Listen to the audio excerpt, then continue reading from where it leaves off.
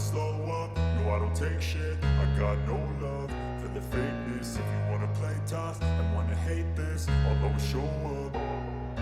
I don't ever slow up, no I don't take shit. I got no love for the fakeness. If you wanna play tough and wanna hate this, I'll always show up and make a statement. I don't ever. I get a lot of questions about how to run 10 miles and how to race that particular distance here on the channel. And I've had a lot of runners that set new personal best over the 10-mile distance that took the time to invest in themselves and got one of the 10-mile training plans that I have on RunDreamAchieve.com.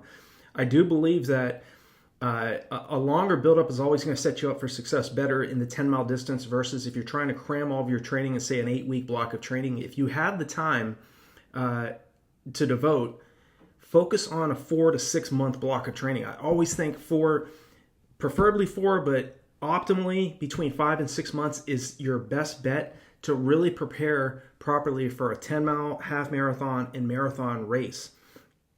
And again, as I talked about in Monday's video, racing a 10-mile race, if you want to run that second half of your 10-mile race faster than you run first half, you do have to be strategic. There are a lot of runners out there, and you may be an example of that, that can do very well, set new personal best by running a negative split versus running a positive split. You know, there's runners like myself. I'm more of a positive split athlete. I go out a little bit more aggressive in the first half, or even through around like the 20-mile mark of a marathon, or like the first 5 to 8 miles of a 10-mile race. I'm going all out. Practically, I'm just going for it. I'm going for a fast time. I've never had races in the past where I held back. I just kind of went for it, and when I slowed, I started slowing.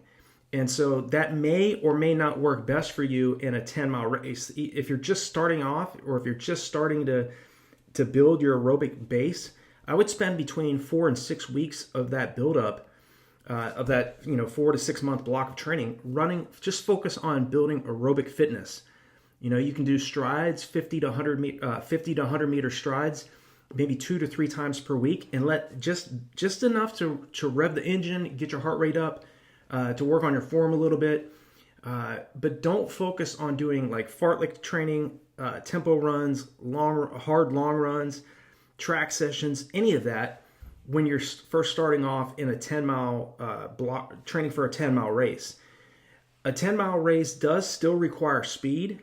You still have to have that stamina and endurance, but I still think you still need to be doing training like you're an 800 meter to mile athlete, even in the 10-mile distance, even in the marathon distance, in the half marathon.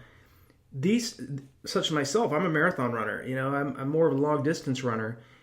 I still have to focus on doing repeat 100s, repeat 300s, repeat 600s on the track. Really getting, that focusing on leg turnover, trying to improve my body's lactate tolerance. That's what you want to do to be able to run 10 miles successfully, and getting to a point where you can run 10 miles and then start focusing on racing 10 miles. Okay, the biggest hindrance for all of us, no matter how fit you are, no matter if you're a beginner or you're an advanced level athlete, is pace sustainment, and is handling higher amounts of lactic acid buildup and being able to clear that faster than it's building up so that you can sustain that goal race pace you're aiming for, in this case the 10-mile distance, and not slow down, or slow down less than your competition. And I really think that it is important to remember Jerry Lindgren's quote, to run with your heart rather than with your mind. When you run with your mind, you're starting to think about what you can and can't do. Whereas when you run with your heart, you just go out and do it. You get immersed in what you're doing.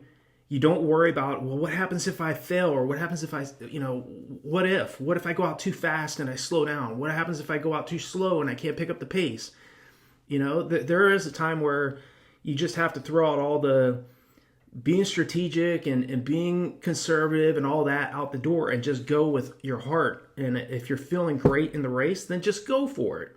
Just go for it. And if you slow down, you slow down. There's times where it is important to be conservative, but it's a race. It's not like an easy workout or a moderately hard workout or even a hard workout. I mean, it's a race. You're giving everything you can for on that particular day for that particular distance. In this case, the 10-mile race. I would highly recommend you find a race. My recommendation that's fast. My recommendations would be the Broad Street 10-miler in DC or in Philadelphia. That's a great race. The Army 10-miler in Washington, D.C., I ran numerous Army 10-miler races, and that course is mainly flat, but there are some minor hills that are on there, some undulations there. That's a great one. The Cherry Blossom 10-miler, also in D.C. I ran my open 10-mile PR there, 51:29. I think I finished like 28th or 29th place with that time in 2007. And my PR is still the 50:54 that I ran through the 10-mile mark of my 107:06 half marathon PR. So I do have background with the 10-mile distance. I absolutely love the distance. In fact, it's my favorite race distance of all of them.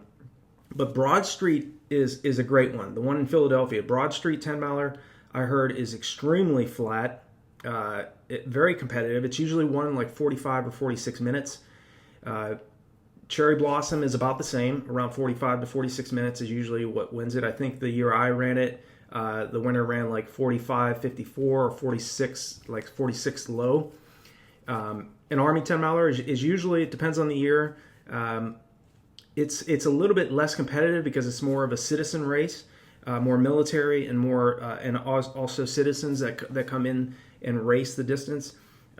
There's no prize money at the Army 10-miler, which is another thing that a lot of athletes, world-class athletes, don't choose to run the Army 10-miler versus, say, your Broad Street or Cherry Blossom where there is prize money. But I do think in terms of how to prep for to run 10 miles, if you're just getting started, run 2 to 3 days a week, build that aerobic base, and then as you get fitter, it takes about 28 days for the body to adapt to what you're throwing at it. So spend several weeks just focusing on running 2 to 3 days a week. If you're just getting started, if you're more advanced, that might mean running 5 to 6 days a week and having one day off. But first, 100% focus all of your energy on aerobic base building first. Lay that foundation before you start implementing specific race pace workouts to run faster over the 10-mile distance. Great examples of workouts that I was doing was like 10 800 meters on the track at around 10 to 20 seconds faster than goal race pace. Repeat 400, 16 to 20 400 meter repetitions on the track at 5-minute mile pace or slightly faster.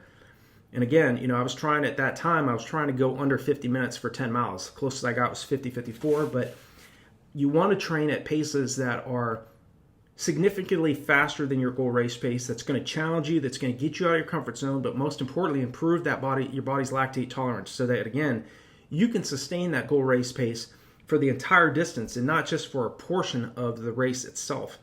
And again, the older we get, the more competitive, or the harder the harder training does get to be able to race faster at faster paces. You may not be able to race quite as fast as you did when you were younger, but you can still run great times in your 40s, 50s, and 60s. There's plenty of athletes out there that are doing this. Examples are, look at the comment sections on any of my videos. You're going to see a lot of runners that are in their 40s and 50s run some great times over the 10-mile, half marathon, marathon distance. So we are lucky in the fact that we can still run very fast in the sport at a later age. So if you're in high school right now or you're in college right now and you're trying to run faster over the 10-mile distance, I promise you, give yourself time. Be patient with yourself. This is a sport where great results take time. In most cases, they take decades to get to that flow state where you run at a time that you yourself did not believe that you could achieve. And again, it may not take you decades to do that. It may take you a couple years to do that. But in my case, looking back, it took me from 1992 until 2007 to break the 2 hour and 20 minute marathon barrier. So I was training for a long time, prepping for that. It took me 15 years to do that. So you have to keep your enthusiasm, keep your enjoyment for what you're doing for this in the sport, and you're going to run a great 10-mile time. Fueling is still important in this race. Any of these longer races like the 10-mile, half marathon, 25K, half or marathon distance, nutrition and taking in enough fluid in the race is very important.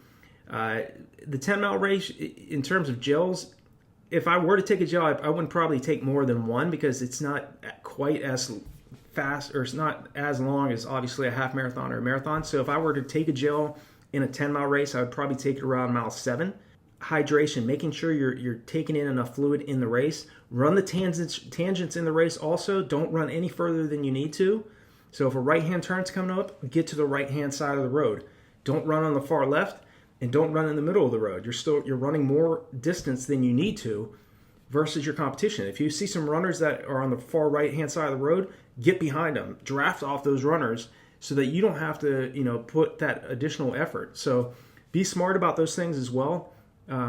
Again, continuing to focus on 1 VO2 max workout a week where you're running at max effort, just about max effort. That can come from hill repetitions, maybe like 150 meter to 150 meter hill repetitions, running over hills once per week or every other week, preparing to run a flat 10-mile race, faster long runs, but most importantly, running long, slow, and easy first for the first 4 to 6 weeks.